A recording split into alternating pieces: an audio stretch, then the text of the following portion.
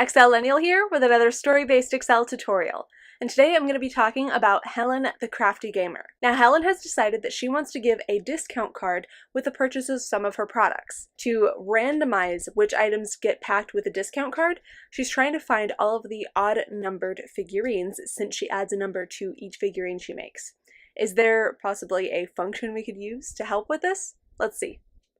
Now here's the list of Helen's figurines that she's made, the type of figurine that it is, which is what it's sorted by currently, what the Roman numerals are on it, which is how she marks each of the figurines, specifically with Roman numerals, and what the Arabic number actually is, so it's a little easier to tell what odd number she's looking for. And then our column for the 25% off discount card.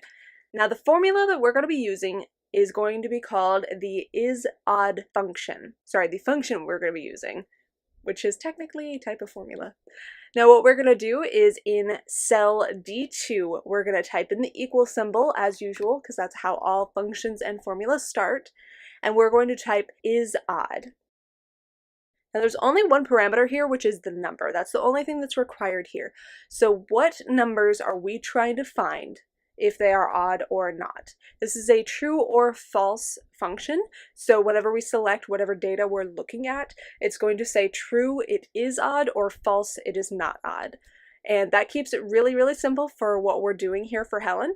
We're just going to select the Arabic number, and in this case it's cell C2, and of course we want to be sure that we keep in the same row. So I started all of this off in cell D2, and we're going to select cell C2 because that's what number we want to figure out if it's odd or not. And since this is such a long list, she could just go through and find it, but it's going to take a lot more time. So this function will save that time of figuring out which numbers are odd or not. This is the only piece of data that we need, so I'm just going to press enter and it will give us a true or false. Now that we have our result of true, we can actually double click the little square here, which will fill in that formula to all of the cells going forward. Now this is why we make it such a big deal to stay on the same row. Since we were working on row 2 in cell D2, that's where our function is, and we selected cell C2, all of that was in row 2. Because we kept everything in row 2, that's why we were able to double click that little square and do the drop down, because now you can see here that up in the formula bar here, you can see that it actually changes the formula according to the row because we specifically programmed the function to the row. So you can see here up in the functions bar or the formula bar, it says the ISODD function that we put in, and then C2, which is what we originally selected. And now when we go down to the next row, it updates to C3, the other row C4. So every single one of these is updating to the Arabic number of that same row.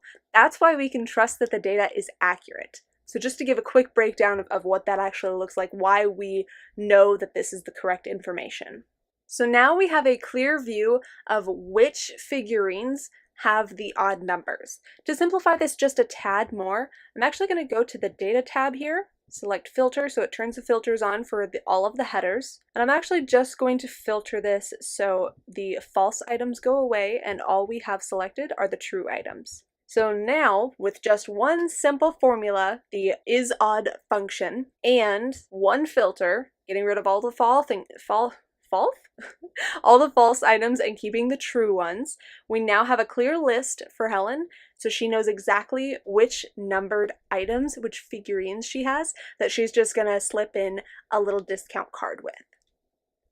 Now given that that was just one function and then one filter, that really simplified all of this, saved Helen a ton of time. She doesn't have to go through and individually find which of the numbers are odd, even though she totally could figure that out. Just looking at the numbers, it still would have taken a lot more time. So she's really glad that she doesn't have to worry about that, but she can still feel like she's randomizing her discount cards enough based on which boxes are actually getting the cards with the odd number. If you have any questions about this process, please leave a comment in the section below, and until next time, have fun excelling!